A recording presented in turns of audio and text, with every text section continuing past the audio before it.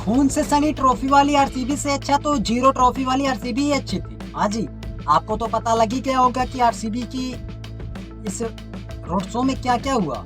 जीत के बाद कितनी जाने गई, 11 मौतें हुई हैं, 25 घायल हैं। इसका जिम्मेदार कौन होगा? नेताओं को अपनी राजनीति करनी थी, मैनेजमेंट को भाई अपना एक खिलाड़ी विदेश जा रहा था तो उससे पहले ये करना था, लेकिन जिम्मेदारी नहीं कोई ले रहा है। पुलिस ने रोका, उसके बाद भी ये नहीं रुकी। पुलिस के रोकने के बाद भी आप पुलिस को, हमारे देश में आज कुछ समझा ही नहीं जाता।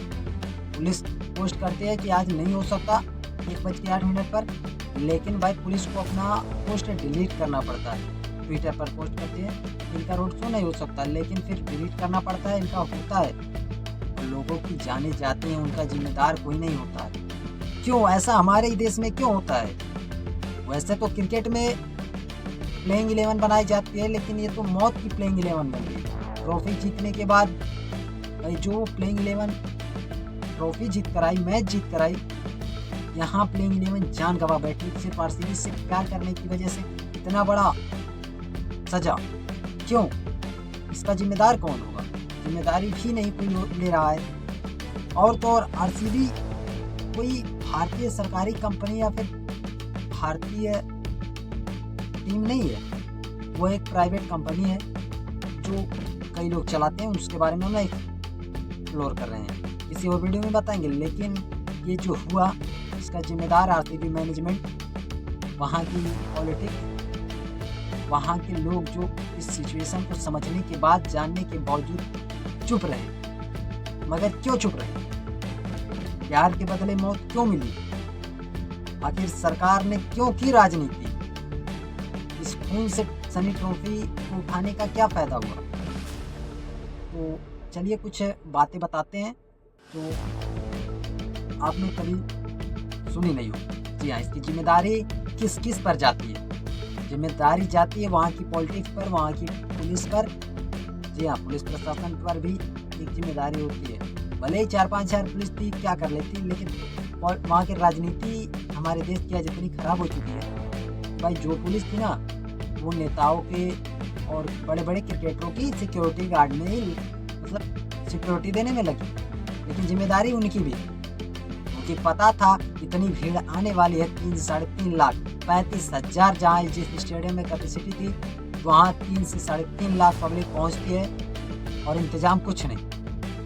मतलब हमारे देश ने वर्ल्ड कप अभी जीता था 2024 में, उसके बाद भाई सेलिब्रेशन होता है, रोड शो होता है, कोई दिक्कत नहीं, एक भी जान नहीं गई, एक भी जिंदगी नहीं गई। लेकिन ये कैसे हुआ? लापरवाही ही थी।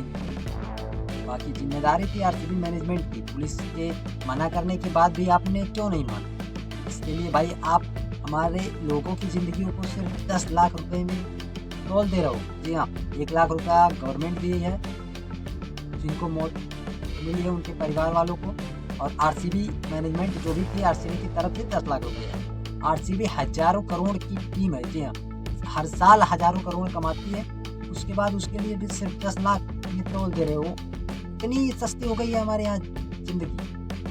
लेकिन चलिए ठीक है, अगली जो सबसे बड़ी जिम्मेदारी होती है हमारी और आपकी। जी हाँ, तो हमारे और आप जैसे लोग, मेरा स्टेट तेरा स्टेट, मेरी जात तेरी जात, मेरा खिलाड़ी तेरा खिलाड़ी। जी हाँ, सीएसके भी, आरसीबी, धोनी के खिलाड़ी, कोहली के खिलाड़ी आपस में लड़ते रहते हैं। मुंबई वाले भाई रोहित के फैन है, कोहली के फैन है, सीएसके के फैन है, गुजरात के फैन है, पंजाब के फैन है, आपस में ही लड़ते रहते हैं। जीरो ट्रॉफी, अलग अलग, मतलब कितने माहौल बनाए जाते हैं। समाज ही कितना गंदा हो चुका है कि भाई मौका नहीं, कटने मारने का कोई मौका नहीं छोड़ता भाई। कभी जात पात को लेकर, कभी धर्म को लेकर, कभी स्टेट को लेकर, कभी जमीन को लेकर, हर जगह ये अपने लड़ाई झगड़े करने का ना मौका खोज ही लेते हैं। ये हम जिम्मेदार हैं लोग भाई। एक तरफा जो कट्टरपंथी जो अभी वीडियोस आ रही हैं, उस वजह से वो भीड़ इकट्ठा हुई कहीं ना कहीं। आरसीबी के पास इतनी फैन फॉलोइंग